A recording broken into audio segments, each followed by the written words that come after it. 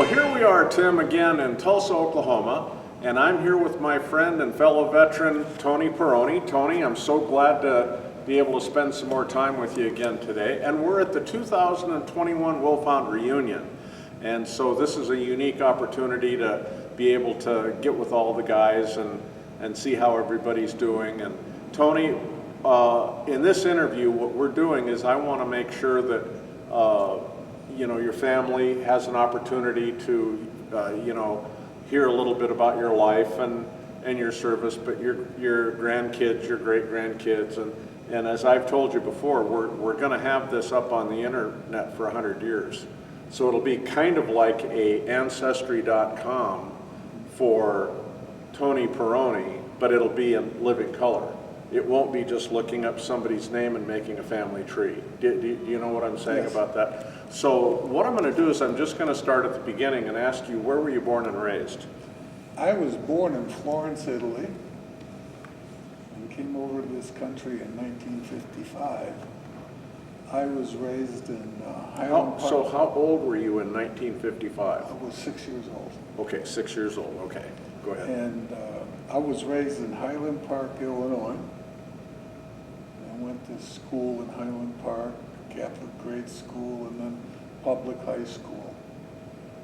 Tell me a little bit about your folks, your parents. Both my parents, we came to this country in 1955.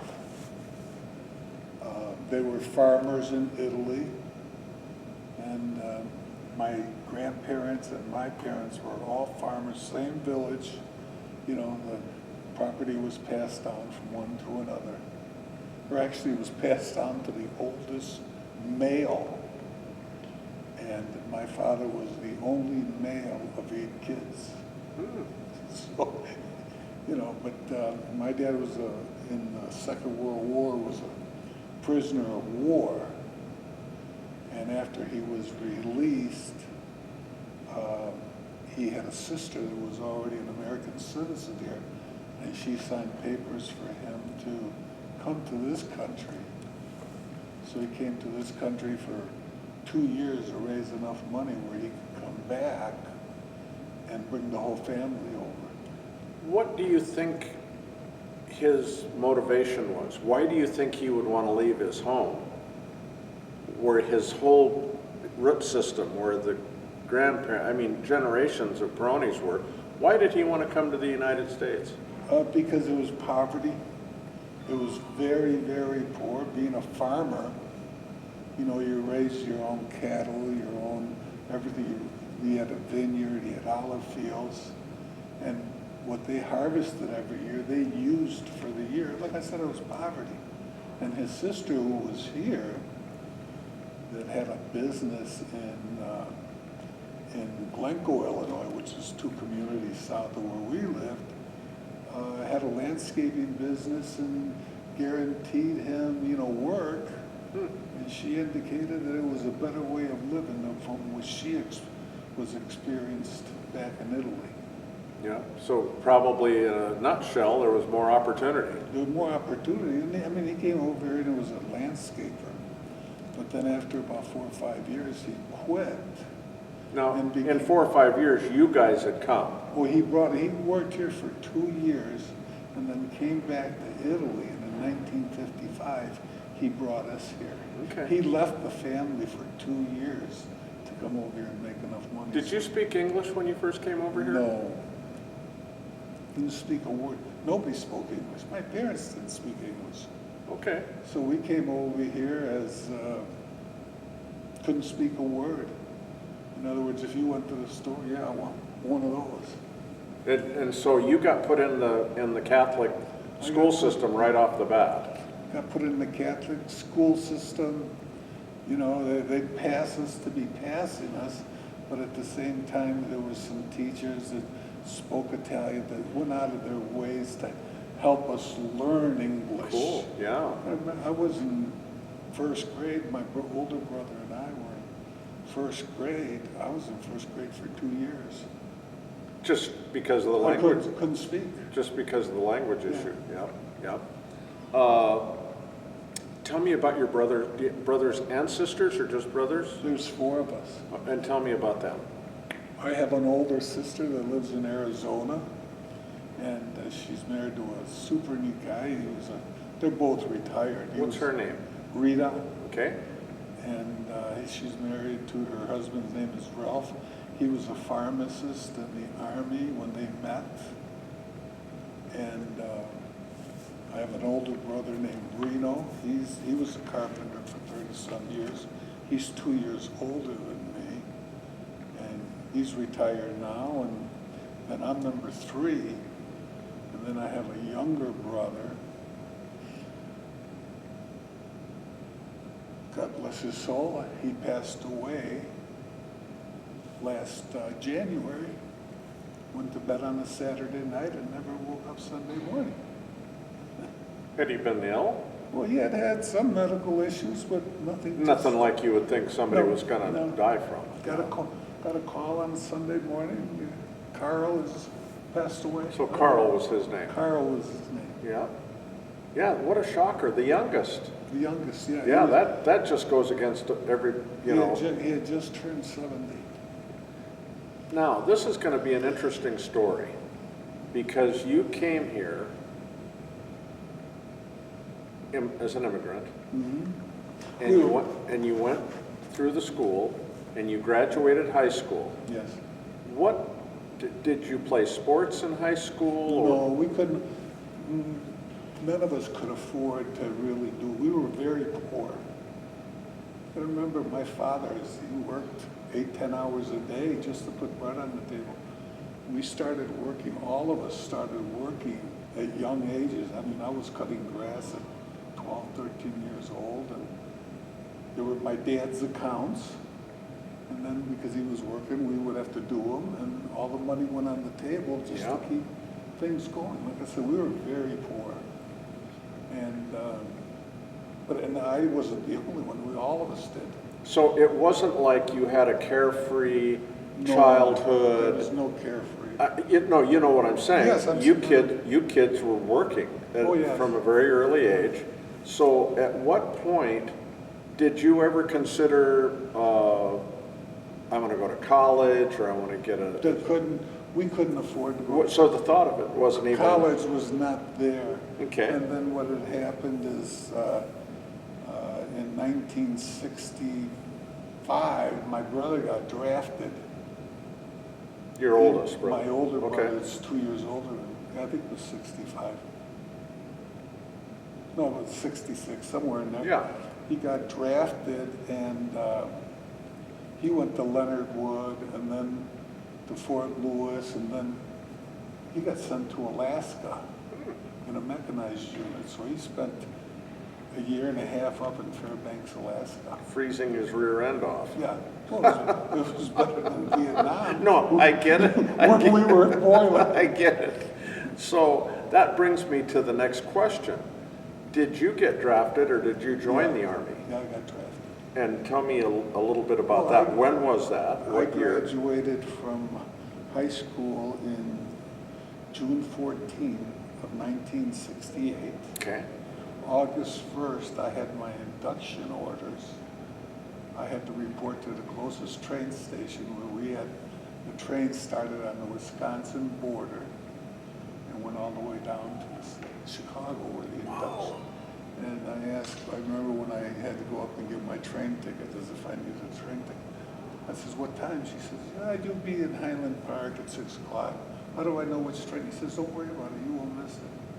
This was like the old World War II movies. Hey, come on, stupid, get on the train.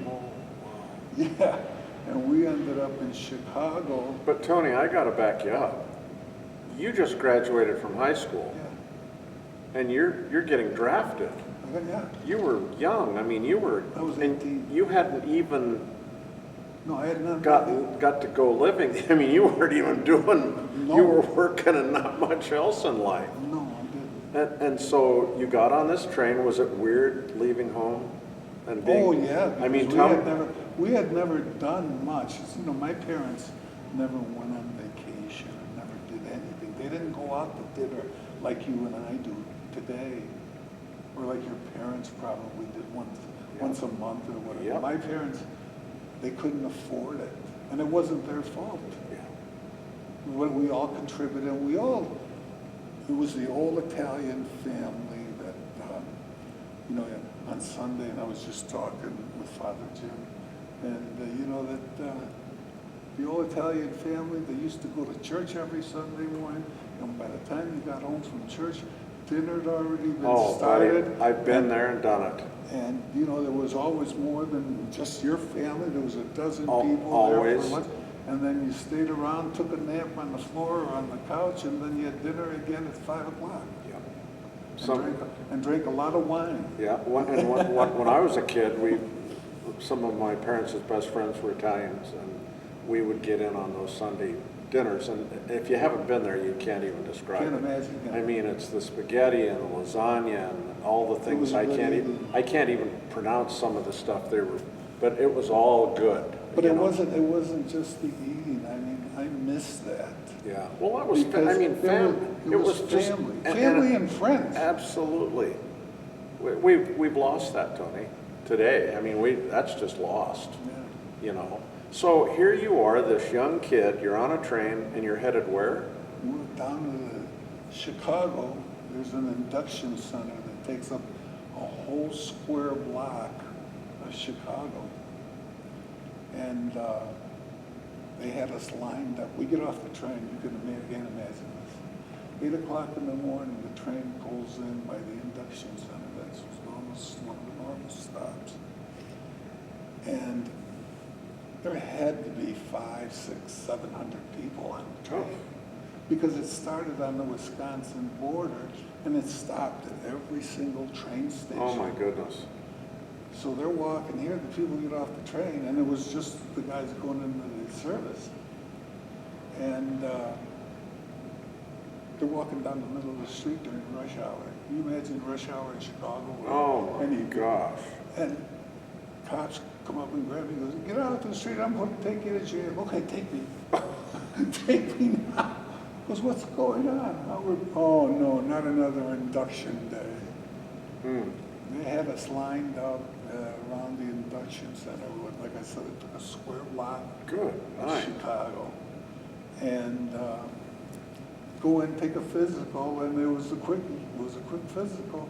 Drop your drawers, cough, and you're in good shape. Yeah. You'll get a letter. No, you don't get a letter. You're gone.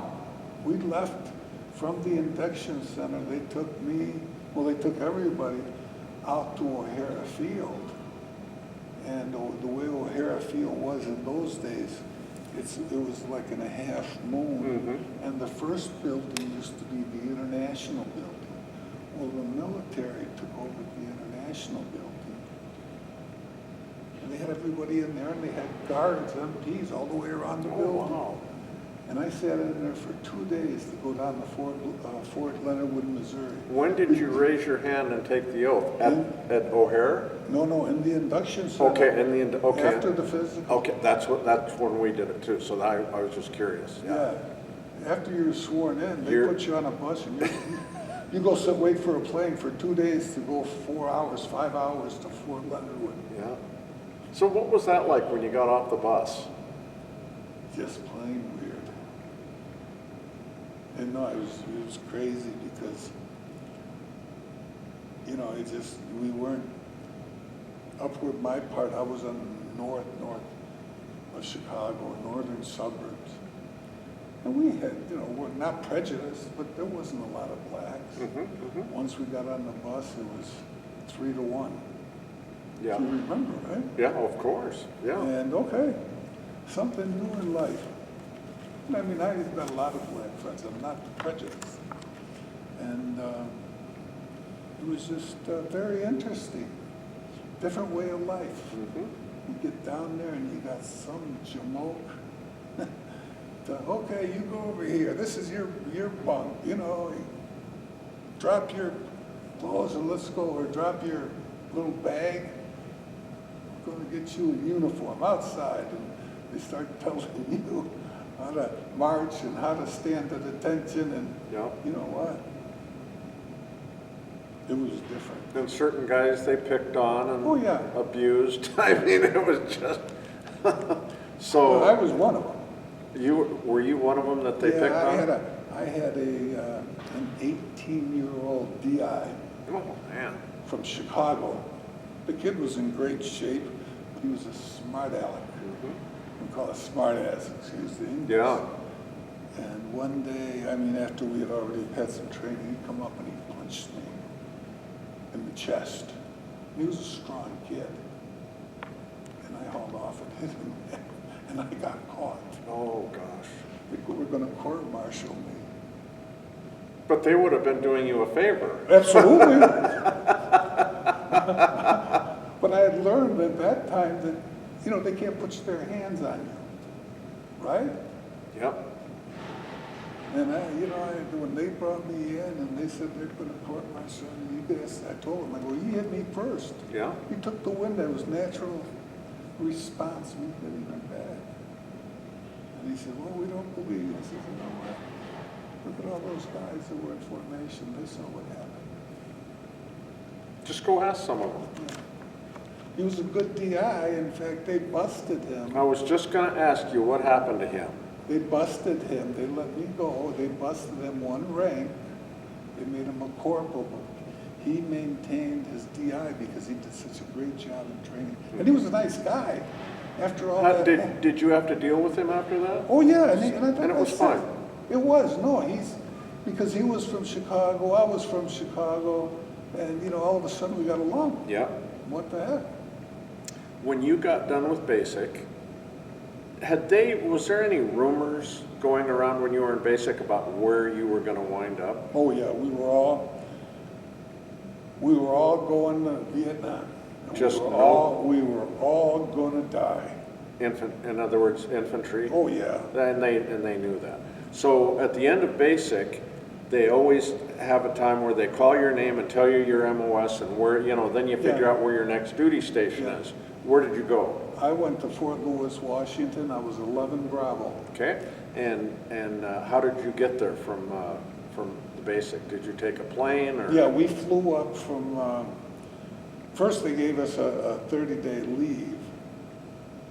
And then they flew us, had a report back at Leonard Wood, and then we flew out from Leonard Wood up to Fort Lewis, Washington. Okay. Rained there a lot? I caught pneumonia there. Oh my gosh. Yeah, from being always Oh. wet and, you know, always cold. Yeah. And What do you remember about AIT in particular? I was glad to be out of basic because they tried to kick the hell out of me. Yeah. And then I decided, you know, 11 Bravo, I learned what 11 Bravo meant, and I says, well, I'm going. So I better learn as much as I can. Yeah. I put it in my mind. You All of a sudden it got serious. It got very serious, Yeah. and you know, when we start learning more about weapons and explosives and all that, I mean, I was always been interested in weapons and explosives and that. I mean, I really paid a lot of attention and tried to do the best and maintain it as much as I could. Did you have Vietnam veteran DIs at that point? Yes.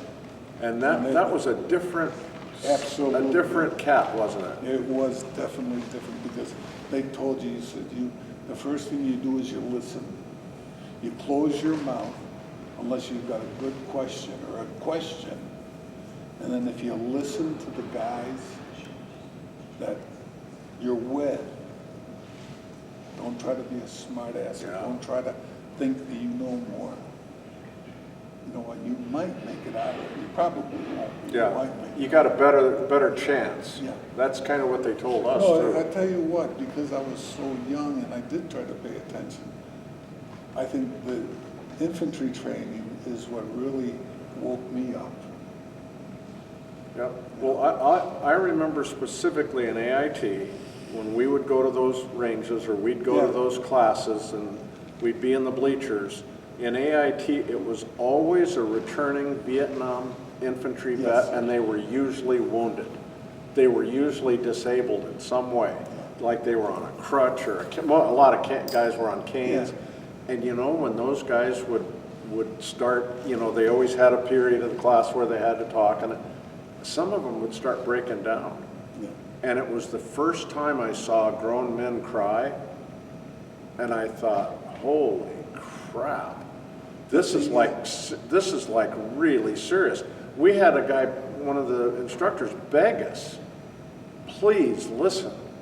Please don't go to sleep in the bleachers. He says, what I'm trying to tell you, you know, I'm trying to help you survive.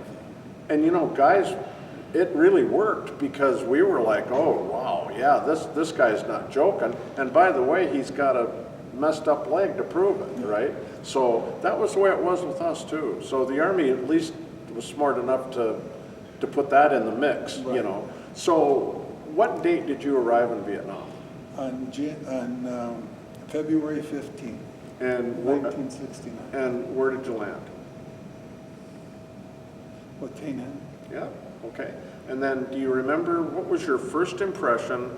They open the door and you get on the thing and go down. What was your first impression of Vietnam? My first impression is when some group put 3 bullet holes through the bottom of the plane. Oh, upon landing.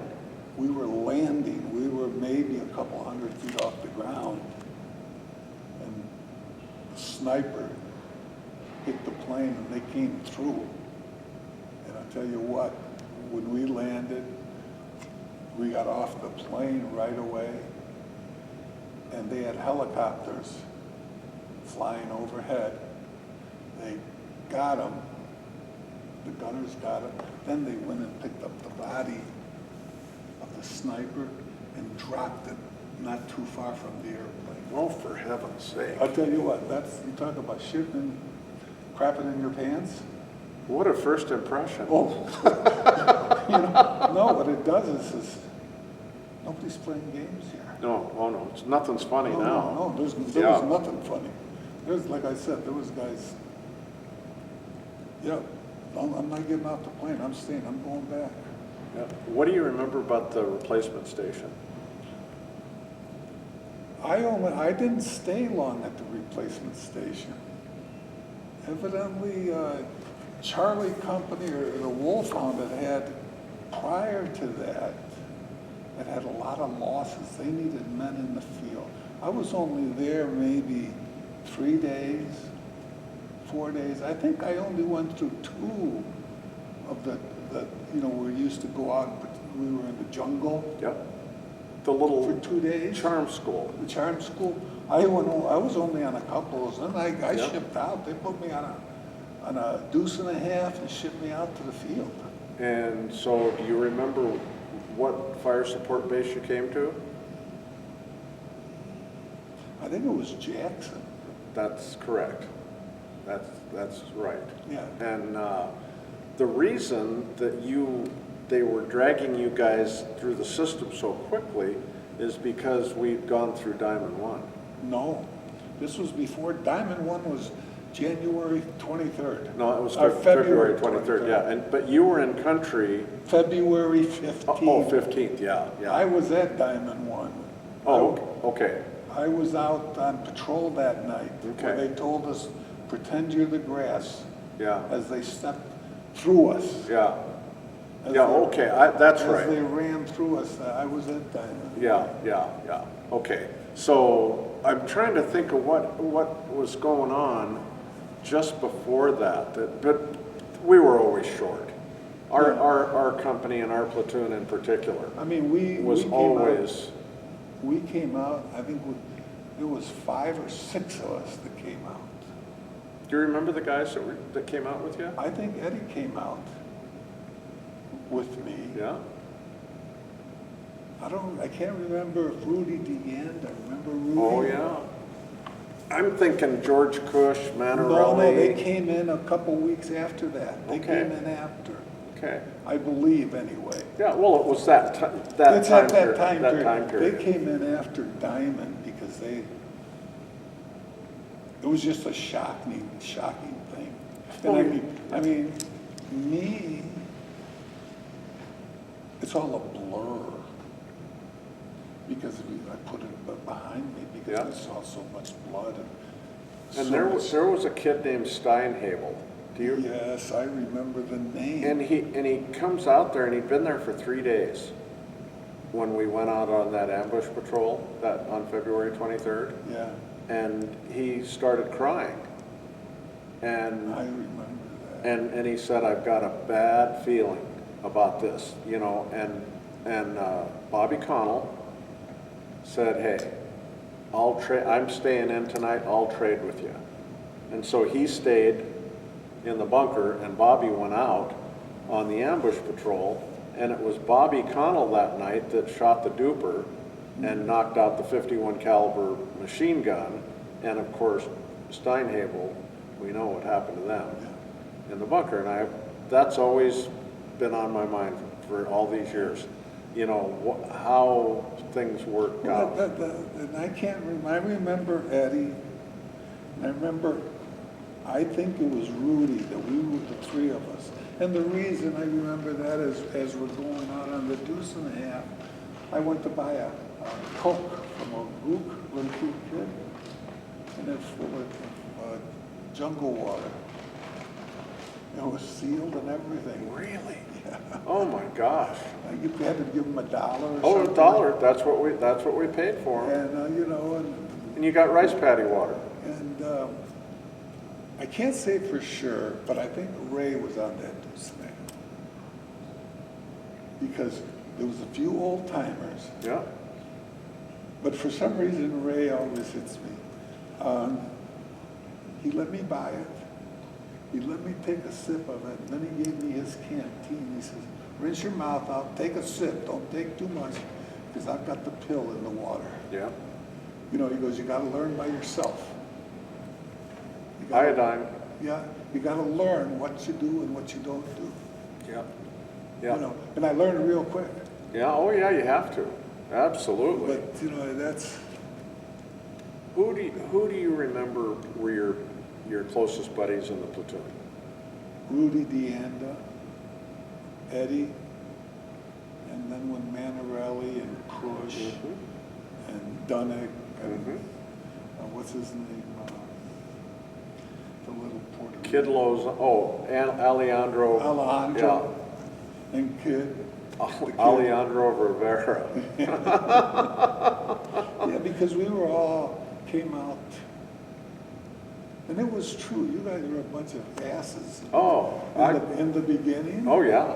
Absolutely. Until you made that whatever you said to each other, because I kind of attached myself to my mentors, Ray. You know, Yeah. not that we weren't the best of friends, but you know, he tell you something, you listen, and I always admired him. I consider him a mentor. He's the one that I consider that got me out of Vietnam. Well, and you know, like Kid Lozon, first thing he did is he tried to attach himself to my hip. Yeah.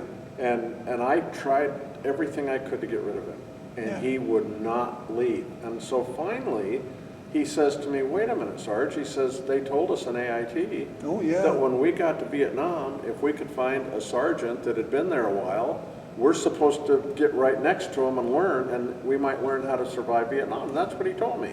And I thought to myself, you know what, I'm not going to get rid of it.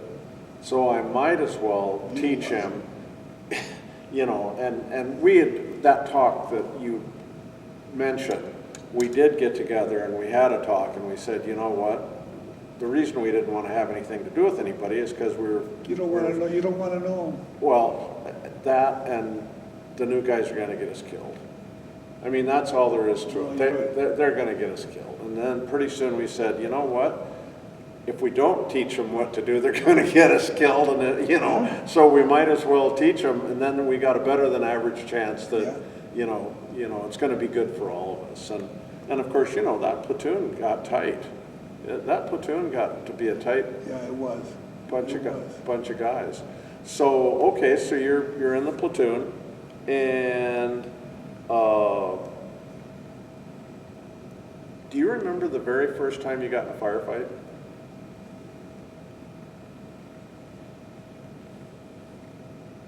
No. Do you remember the first ambush patrol you went on? Yeah, it was terrible, because didn't know what to do. It was raining, and Ray is telling all the new guys, you fall asleep, I'm gonna shoot you. Or cut your throat? I'm gonna shoot you. Yeah, absolutely. And how could you fall asleep? In fact, I think that was the first firefight.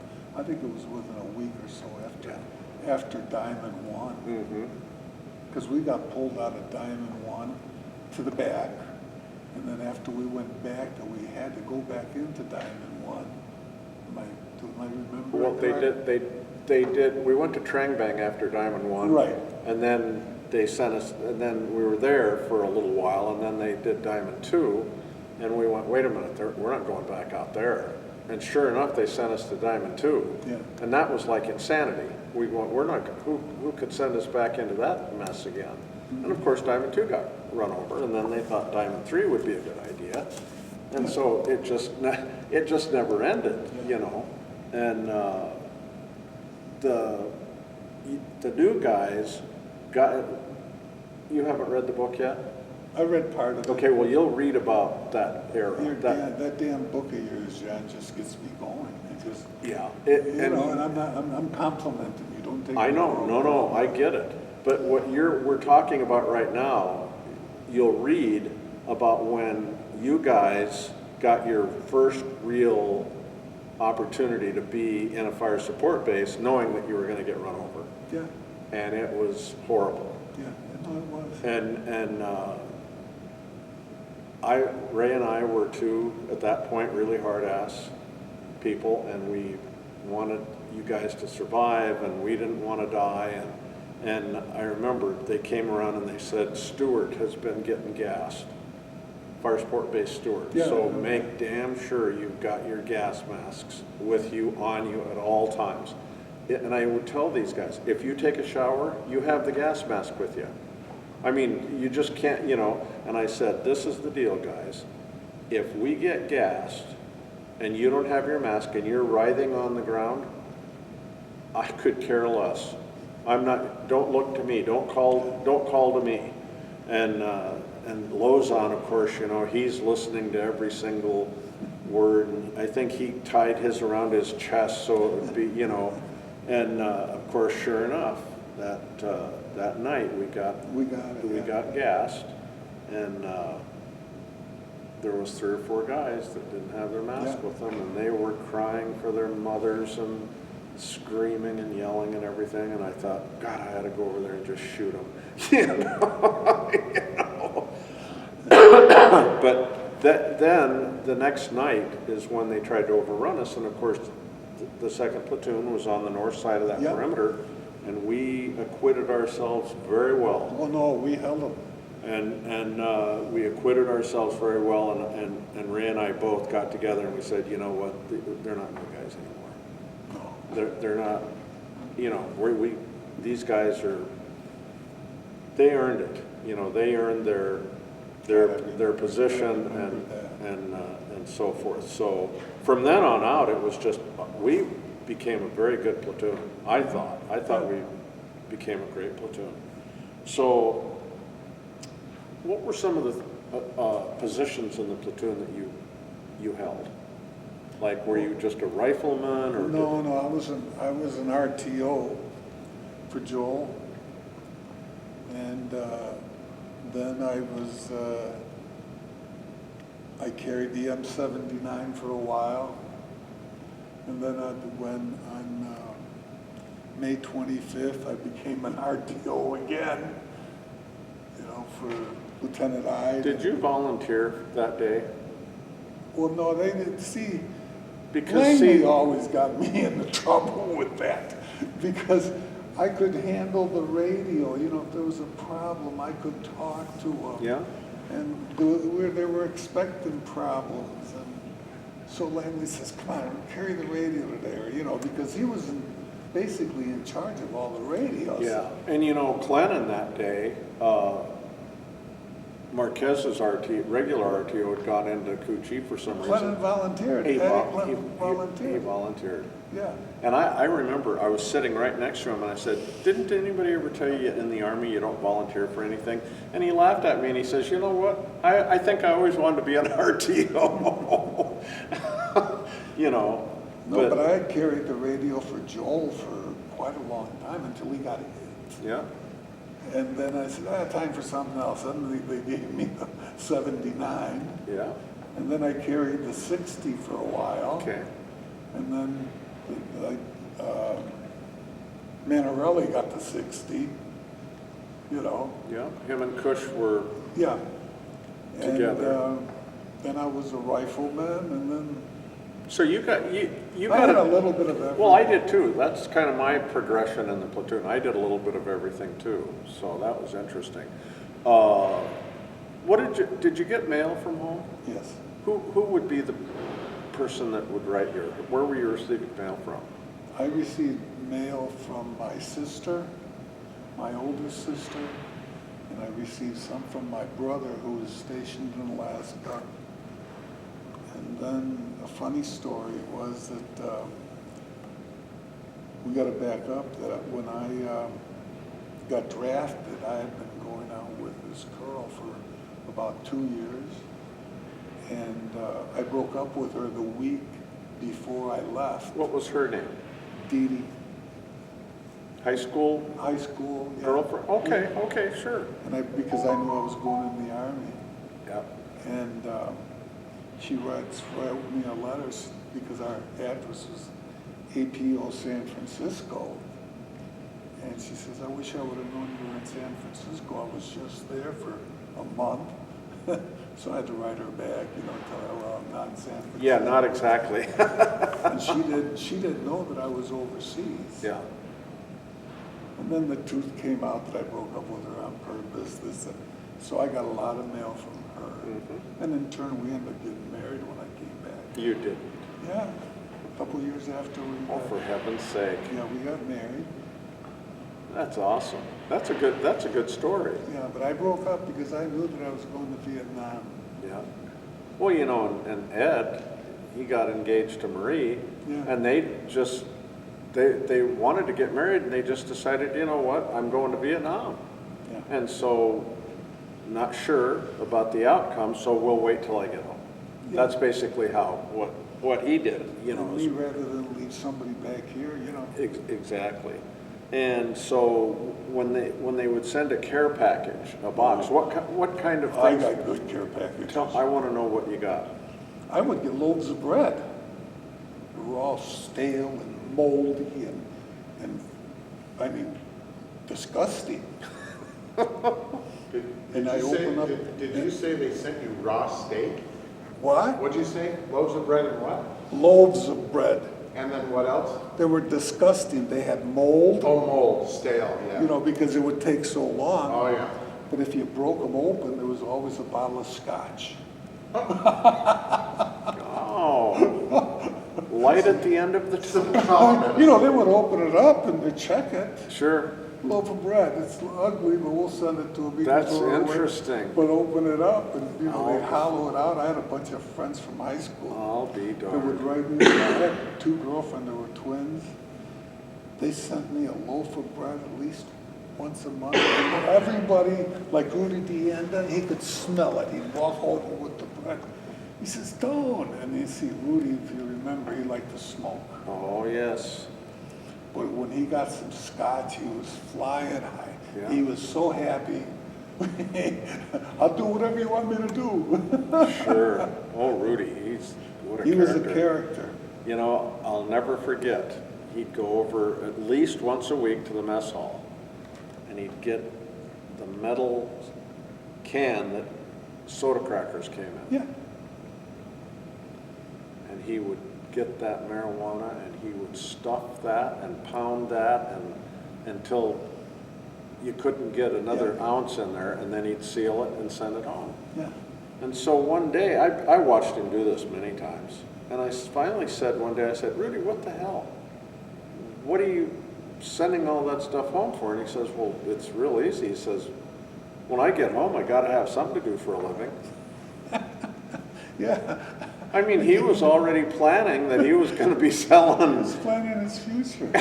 He was. Yeah, he says, well, hell, when I get home, I gotta have something to do for a Yeah, living. I heard from Crabtree, I talked Yeah, to Crabtree, that he saw Rudy at the He in the did, VA yeah. hospital.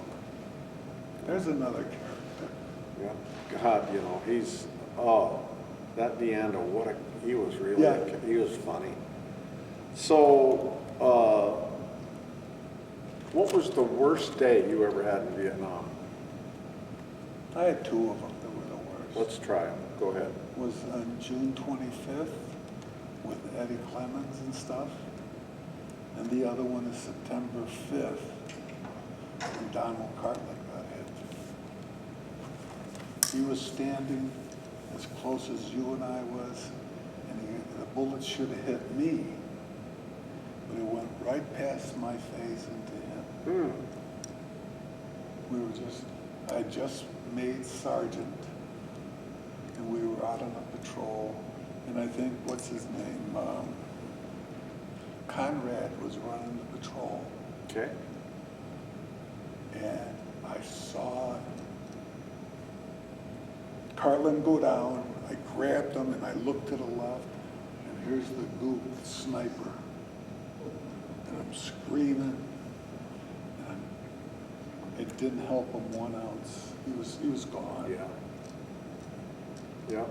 That's September 5th and June 25th are the two worst days. Of course, I was there on the 25th, and Yeah. I just want to know, when did you realize you were in trouble? I mean, of course, Herrera stepped on one in front of me, then Clennon off to my left, and then I'd. Yeah. I mean, this happened so quick. It happened so quick, I'll tell you what. I remember, the only thing I can remember is I'm flying through the air, and it feels like somebody or a dozen guys have a bear hug on me, and it's squeezing the life out of me. And that's when I went unconscious. And the next thing I remember is Marquez grabbing me. And he's yelling, "Where are you going?" And I'll never forget that. He's just screaming at me. Yeah. And then, I don't know whether it was Marquez or you or somebody else told me, "Get on the chopper."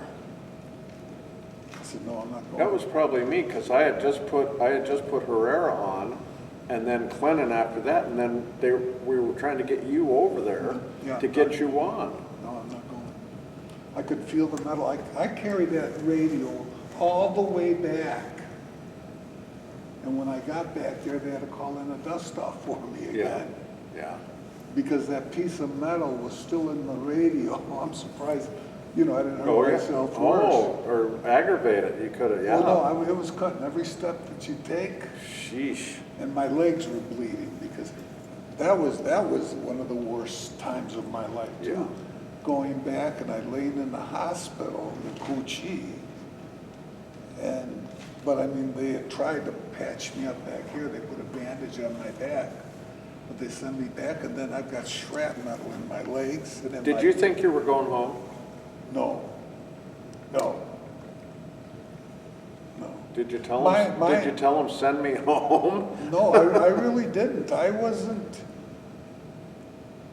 don't know what I thought, but I had going home, and nothing, didn't enter my mind, Okay. not that I recall.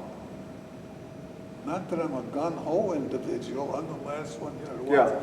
But going home, no, that wasn't on my mind. And let's see, you got there in February, so February, March, April, May, June, July, August. Shoot, you were 8 months in when Cartland got it, so Yes. you were an old guy. Yeah, And getting to where you were starting to think about getting short, yeah. so that's a tricky time. Oh, no, it played for my mind. I wrote his wife a letter. because he had just gotten married. And him and I we used to spend a lot of time together. If you look back in the pictures, you can see me sleeping in the middle, in the bunker, and he's next to me writing his wife a letter. Oh, yeah. I mean, we did things, you know, we would go back to Crew Chief or something and, you know, sit in the bar or wherever. Yeah. Did you get an R&R? Yes, I got 2 of them. Where did you go? I went to Thailand. Okay, and tell me a little bit about that. What Oh, it was was that like? just, I couldn't imagine it.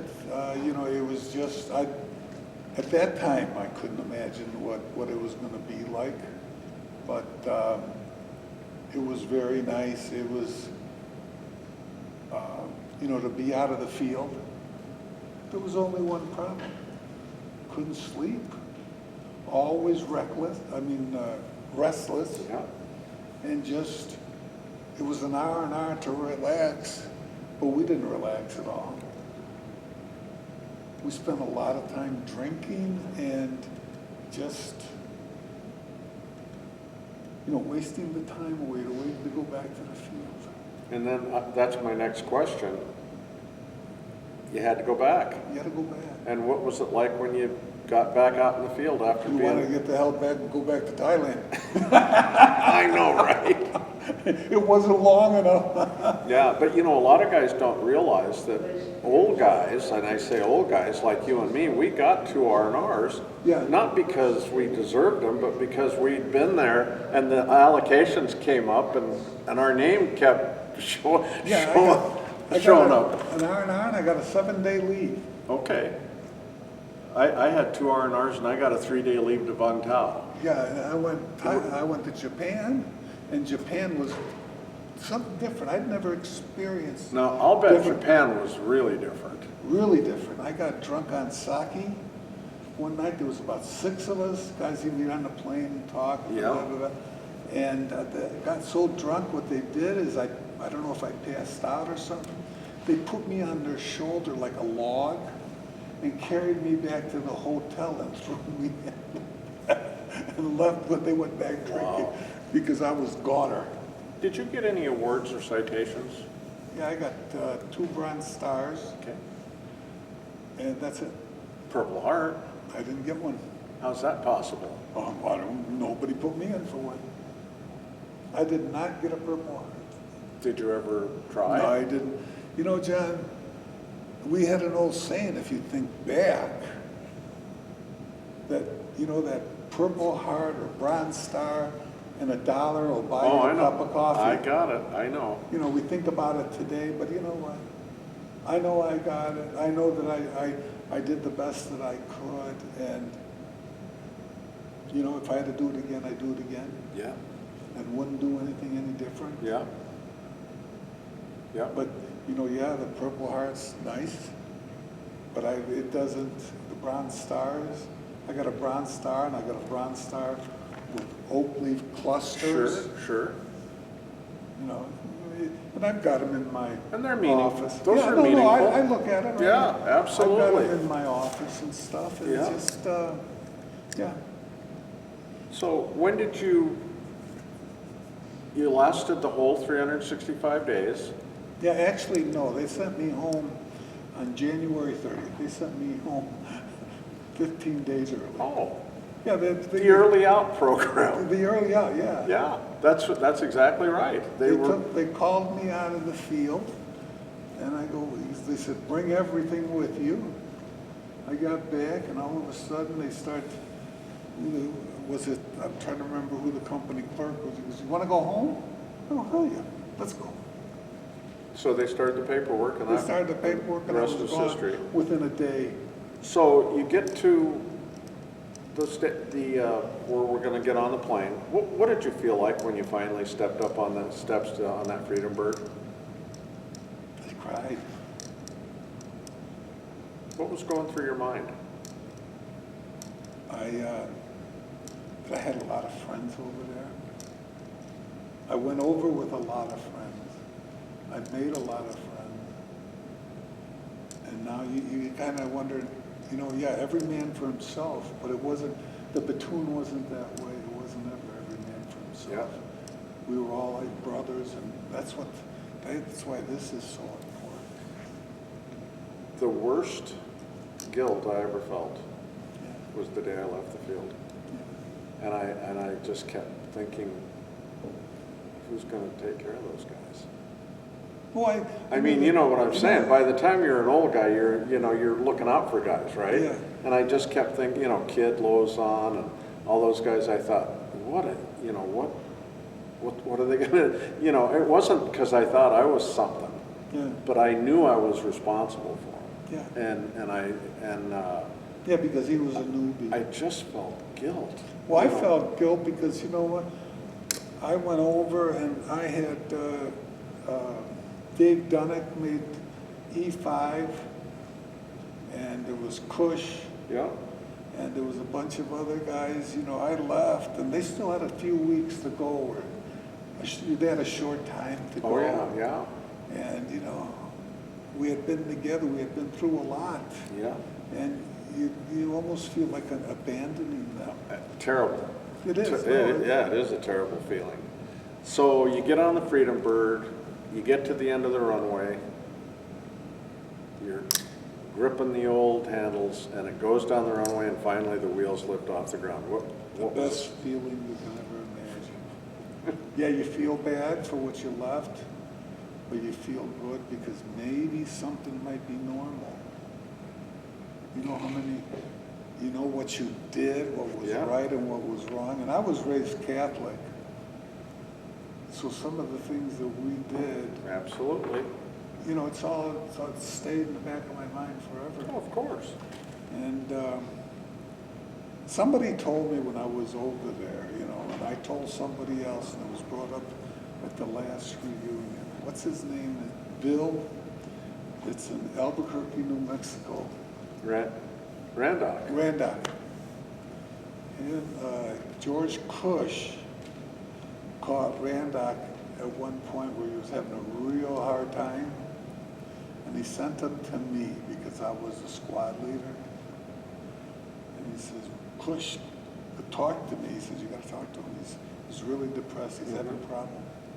And I says, well, he came over and talked to me, and I said, listen, we did what we did, and we had to do it, and now it's in your mind. And he goes, I can't get it out of my mind. I says, don't expect you to get it out of my mind. What you do is you take it from the front of the mind and put it behind you. That's what happens. Put it behind you. And he says that helped him. Oh yeah, that's what you have to find that room and put it in there and lock the door. At the last reunion, Randock was coming here. I don't know if you remember or not. And he made it halfway here, and he got sick. They took him to the emergency room. I heard about it about a month later. I was going to Colorado Springs for a wedding. Cush told me about it. I says, okay, I'm out here out west. So I went to the wedding, and then I left the wedding a few days later after the family had split up, and I went to Albuquerque to see him. And you talk about, I called him and I said, I'm coming your way.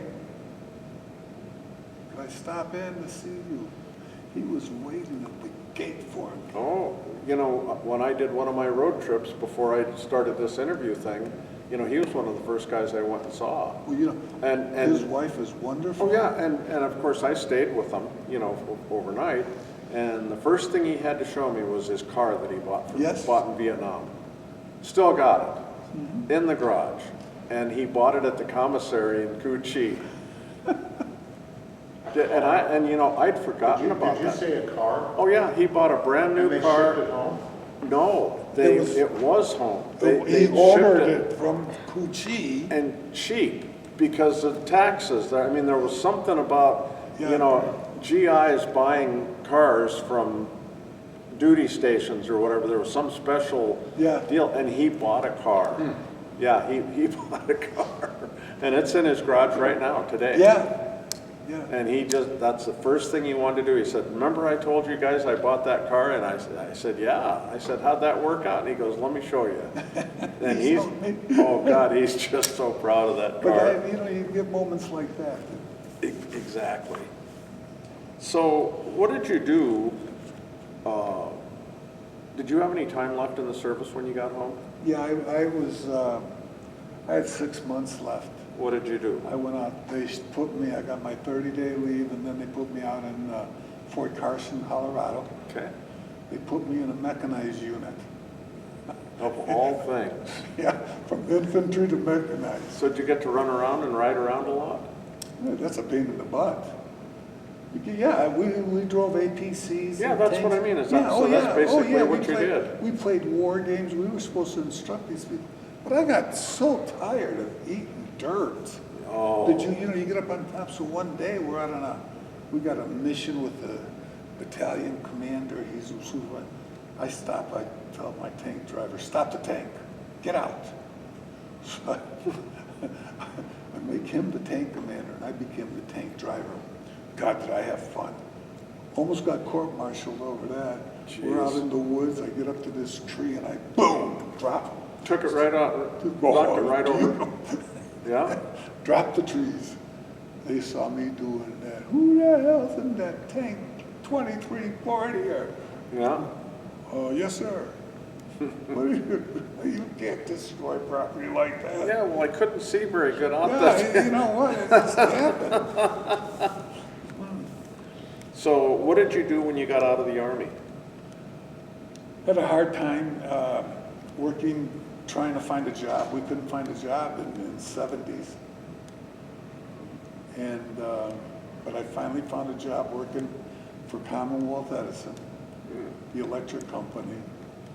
But that was short-lived. I only worked there for 3 years.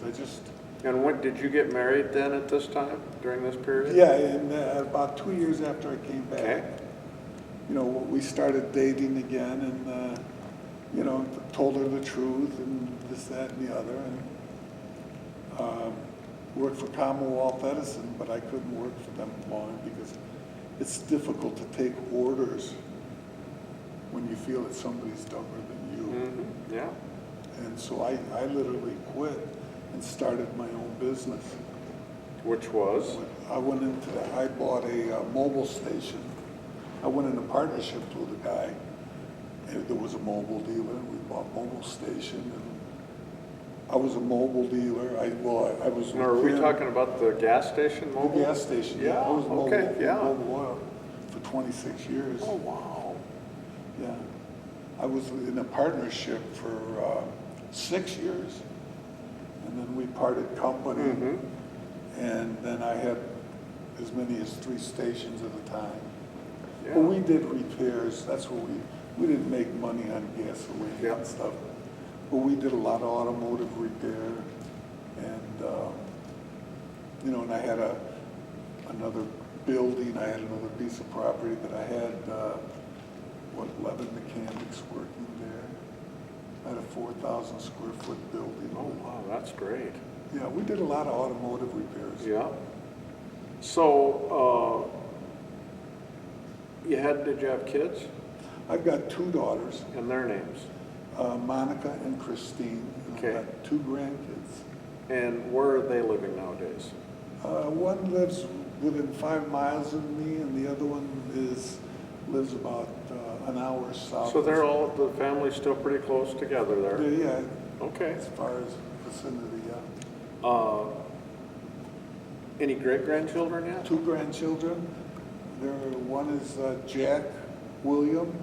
He's 22, and Maggie is 20. You know, it sounds so funny when we talk about our grandkids and Oh, they're geez. adults. I mean, they're old. They're adults. Yeah, they are adults. Oh.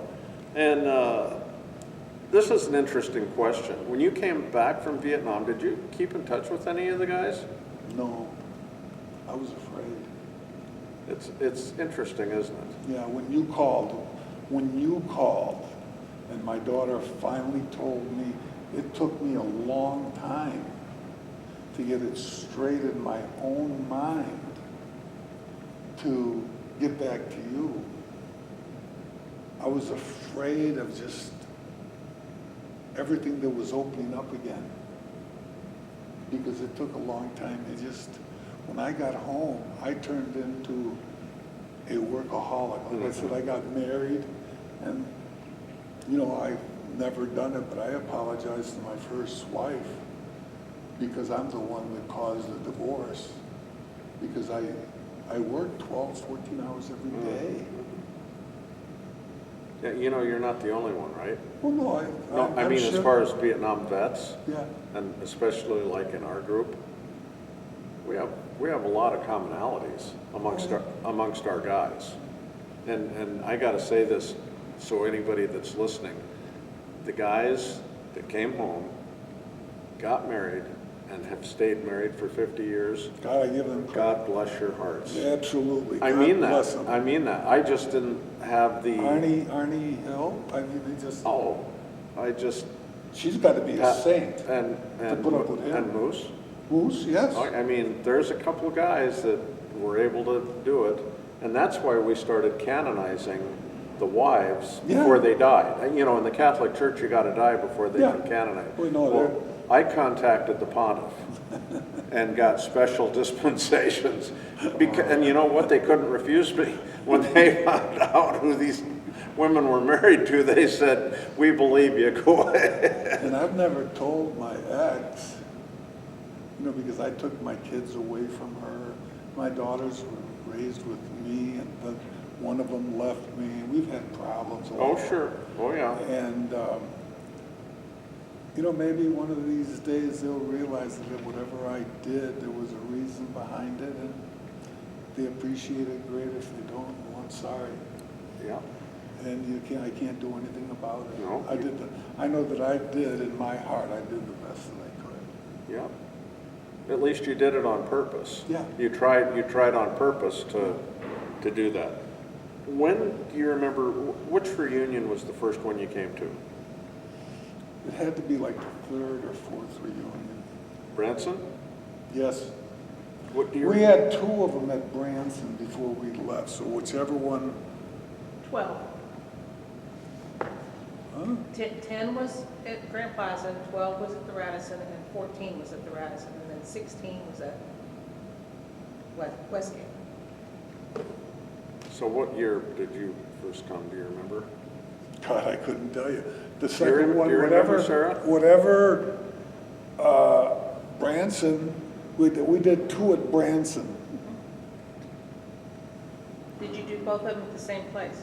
Yes, At the Radisson? 12 and 14? yes, two at the Radisson. Okay. 12 and 14. So 12. Yeah. Okay, so what was your impression when you came? Oh, shit, it was terrible. Because I saw Ray Bourgeois, and he says, just take it easy. He knew that I was tighter than a drum. And he looked at me and says, just take it easy, it's not a big deal. And then you start your fiasco on stage, and I said, I can't do this. I can't. I almost walked out. I said, John, no. You know, and I'm not criticizing you. I get You get it. up there and you want everybody to come up on stage with you. I don't want to be on stage. Nobody need. The few people that I know, that's all I need. I don't have a story, and we're past.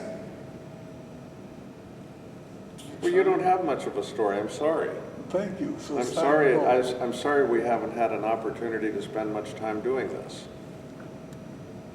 So, would you say the reunion was a good thing for you then? Absolutely. The first reunion was very hard. I didn't think I'd come back to the second. Okay. And then I saw like Cush Yeah. and Manarelli, that short little shit.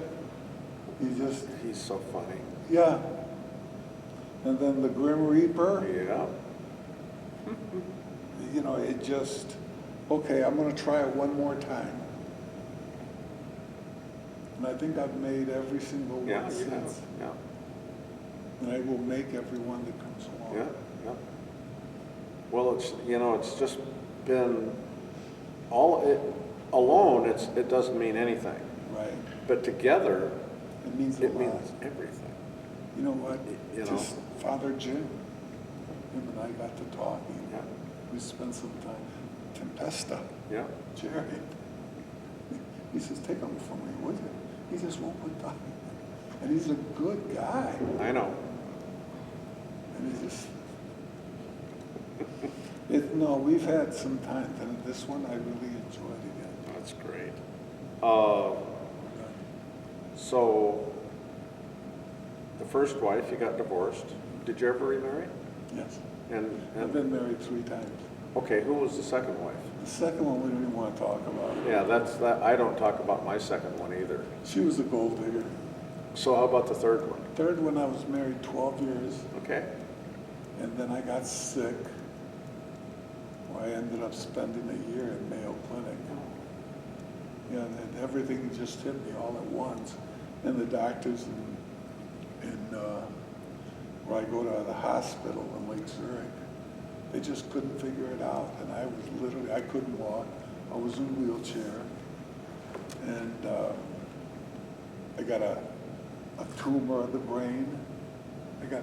And they didn't know what to do. Thank God I didn't let them operate. My daughter, my oldest daughter, who was a paramedic Okay. and a firefighter, and now she's a registered nurse, called Mayo Clinic, and the Mayo Clinic says, well, not taking any new patients for 6 months. But I couldn't see out of my right eye because of the tumor. And it was, but the person at Mayo told her, if you have the doctor call here, the doctor can probably get you in immediately. So this was on a Friday. On Monday morning, the doctor called Mayo, told them what the problems they were having. They've had me in for heart attacks that never happened.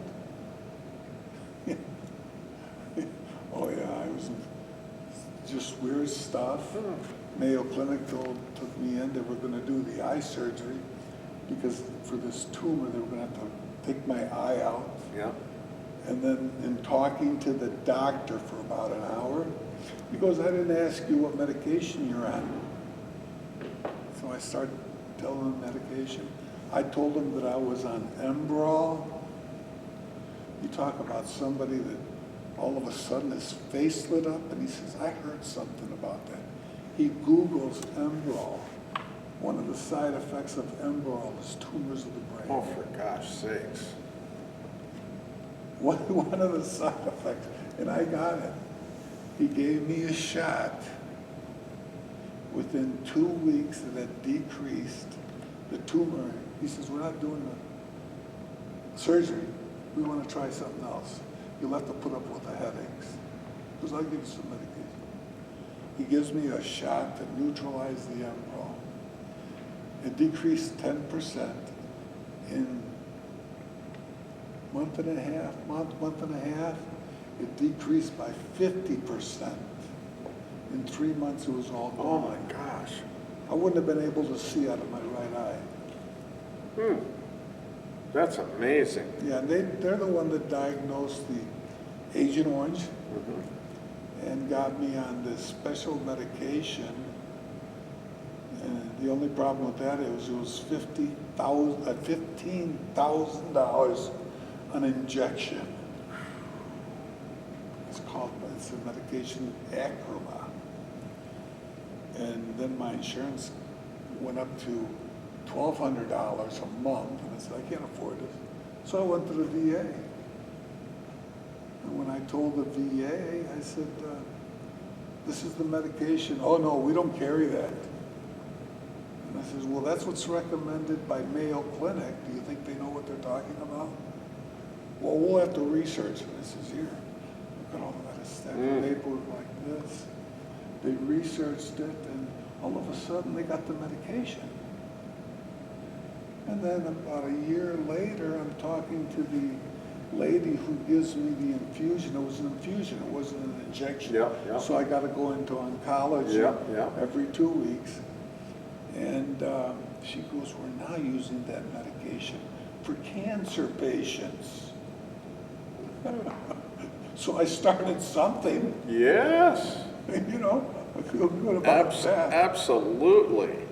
But the VA has been great to me. Yeah. I think I'm under a good VA system in North Chicago, Illinois. And it's, they take care of me. Good. But that contributed to the end of your third marriage? Yeah, well, my ex-wife says, I really didn't get married to take care of a sick person. Oh, so much for the in sickness and in health. I swear to God. She told that, yeah. I told that to the judge. Oh, I don't believe she would say that. But she told my niece. She told other people in my family. Because I was very sick. Yeah, oh, I can imagine. But, you know, life moves on. It does, and you're here, And I'm here. and you're on your feet, I'm on my feet. and I watched your walk. Yeah. So, hey, it's a good day, right? It is a good day. Let me ask you this. What's your definition of a hero? What's my definition of a hero? A hero is an individual or any person that will go above and beyond what is expected of them. Do you think that you served with any heroes in Vietnam? Oh, yes. Yes. What does the American flag mean to you? It means everything to me. Being an immigrant, leaving a country that I was born in, where I left relatives, and coming over here, and I hear stories of what they can do and what they can't do, because part of it is communist. And over here, we could do anything we wanted. And the only thing that aggravates me is the people that burn that flag that's got a very strong meaning. The individual that gave the plaque, that donated the plaque. Him and I have gone out and we've seen things. I mean, we socialize. And when he hears about somebody burning the flag, he turns red and is ready to kill. Mm-hmm. And I'm, you know, Mm-hmm. one thing I learned about when we were overseas, you gotta maintain calmness, don't you? Yeah. Yeah, and you gotta maintain your perspective, man. You Yeah. gotta- You Yep. make a goal and you Yep. accomplish it. That's it, you know. What advice would you give to your grandkids and your future great-grandkids and your future great-great-grandkids? Your best advice, I'd like you to just look into that camera and tell them, what would you like to say to them when they watch this 50 years from now? To be honest and faithful to what you believe in. And when you say something or you make a goal, you live up to what you say and do. Is there anything in this interview that I have not said or not mentioned that you would like to have as a record for your story? Is there something I've forgotten or something that's important? John, you and I have known each other for quite a while. I think you did a very good interview, as much as I didn't want to do it. But no, this was what you do for the guys. I hope you get paid back tenfold. Oh, you know what? You know what they say. You get more than you give. And it just, my life has been blessed. Mm-hmm. Unbelievable. Yeah. And it's I like to tell you, it's not one guy, it's us. Yeah. Like people will say about what a great book it is. I said, it's our book. It's our story. It's the guy's story. That's why I wrote it. It wasn't about me. It was about those heroes Yeah. that I served with. And that's what that lieutenant that I know in the Navy, or lieutenant, he's a captain that I know in the Navy, Dr. Paul Roach, that I gave him my yearbook. Mhm. He was just amazed at the little bit that we talked about it, of what went on, and he's hoping to pass it on. Yeah, I mean, it's. Because it's about the people that they're dealing with, Yep. you know. Exactly, exactly. Well, Tony, you're my friend, you're my brother, Thank you, my brother. and I hope that this is gonna be one of many, many more times we're together, because I love Oh, it when yeah. we're together. Yeah, we have fun. Yep.